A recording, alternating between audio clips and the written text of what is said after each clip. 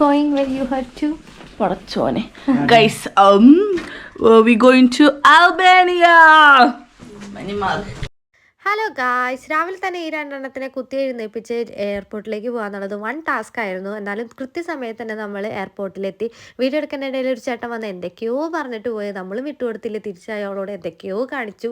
അങ്ങനെ കുറച്ച് എയർപോർട്ട് പ്രകസനങ്ങളൊക്കെ കഴിഞ്ഞ് ഞങ്ങൾ നേരെ സെക്യൂരിറ്റി ചെക്കിങ്ങിൽ പോയി. നമ്മുടെ തമുവിൻ്റെ സാധനങ്ങളൊക്കെ ഒന്ന് പിടിച്ചു വെച്ചു. അതിൻ്റെ രോദനമാണ് നമ്മൾ കണ്ടുകൊണ്ടിരിക്കുന്നത്.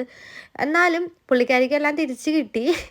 അങ്ങനെ നമ്മൾ സെക്യൂരിറ്റി ചെക്കിങ്ങിനും എല്ലാം ക്ലിയർ ചെയ്ത് നമ്മൾ ബോർഡിങ്ങിന് വേണ്ടി വെയിറ്റ് ചെയ്തുകൊണ്ടിരിക്കുകയാണ്. അപ്പോഴാണ് നമ്മൾ വിചാരിച്ചത് ഈ സിം ഇവിടുന്ന് തന്നെ പർച്ചേസ് ചെയ്യാം. നമുക്ക് അവിടെ പോയിട്ട് നമുക്ക് ഡാറ്റ ഒന്നും ഇല്ലെങ്കിൽ ഭയങ്കര പെട്ടുപോകുമല്ലോ.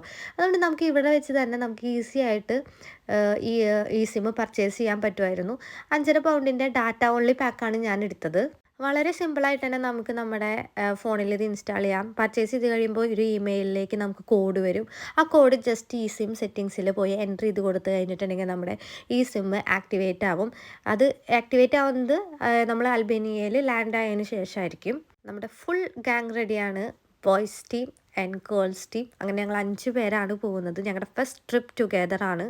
അങ്ങനെ ഫ്ലൈറ്റിൽ കയറാൻ സമയമായി. ഒരു സങ്കടം എന്താണെന്ന് വെച്ചാൽ 5 പേർക്കും ഡിഫറെൻറ്റ് സീറ്റ്സ് ആണ് കിട്ടിയിരുന്നത്. പക്ഷേ വിൻഡോ സീറ്റ് ആയിരുന്നു 5 സീറ്റും. അതുകൊണ്ട് എല്ലാവരും ഹാപ്പി ആയിരുന്നു.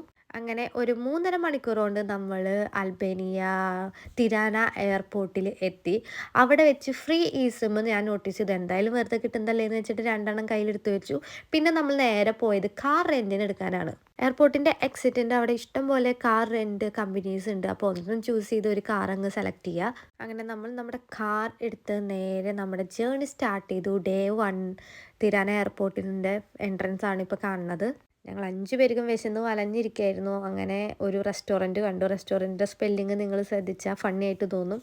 ഉള്ളിൽ കയറിയപ്പോൾ ഫുഡുകൾ കണ്ടിട്ട് ഒന്നും തന്നെ മനസ്സിലാവുന്നുണ്ടായില്ല. കമ്മ്യൂണിക്കേഷൻ ഭയങ്കര ബുദ്ധിമുട്ടായിരുന്നു. കാരണം അൽബേനിയയിൽ ഇംഗ്ലീഷ് സ്പീക്കിംഗ് ആൾക്കാർ കുറവാണ്.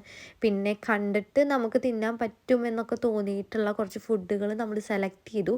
അതിൽ ഹാഫ് ഓക്കെ ആയിരുന്നു, ഹാഫ് നമുക്ക് കളയേണ്ട തന്നെ വന്നു. എങ്കിലും പുതിയ രാജ്യം, അവിടുത്തെ ഭക്ഷണം അതൊക്കെ എക്സ്പീരിയൻസ് ചെയ്യാനായിട്ട് എല്ലാവർക്കും ഭയങ്കര താല്പര്യമായിരുന്നു. അതുകൊണ്ട് പറ്റുന്ന എല്ലാ ഐറ്റംസും നമ്മൾ അതിൽ നിന്ന് എടുക്കാനായിട്ട് നോക്കിയിട്ടുണ്ടായിരുന്നു. ഈ റെസ്റ്റോറൻറ്റിലെ അത്യാവശ്യം വിശപ്പ് മാറ്റാനുള്ള ഫുഡൊക്കെ കഴിച്ച് കഴിഞ്ഞ് ഞങ്ങൾ വീണ്ടും ജേർണി സ്റ്റാർട്ട് ചെയ്തു. നമ്മളിന്ന് സ്റ്റേ സ്കോഡറിലാണ്. സ്കോഡർ സിറ്റിയിൽ തന്നെയാണ് അക്കോമഡേഷൻ ബുക്ക് ചെയ്തതെങ്കിൽ ചുറ്റുപാടും ബിൽഡിങ്ങും കണ്ട് ഞങ്ങൾക്ക് പണിപ്പാളിയോ എന്നൊരു സംശയം ഉണ്ടായിരുന്നു.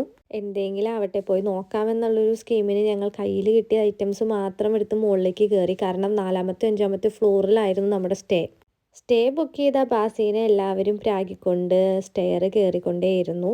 അങ്ങനെ ഇരുട്ട് പിടിച്ച പാതയിലൂടെ ഞങ്ങൾ ദുരൂഹമായി നടന്ന് റൂമിലെത്തി. പുറമെ കണ്ട പോലെ നല്ല അടിപൊളി സ്റ്റേ തന്നെയായിരുന്നു. അൽബേനിയയിലെ ആദ്യ ദിനം അങ്ങനെ അവസാനിക്കുകയാണ്. ഇനി ബാക്കി അൽബേനിയ വിശേഷങ്ങളായിട്ട് വീണ്ടും കാണാം. Thanks for watching.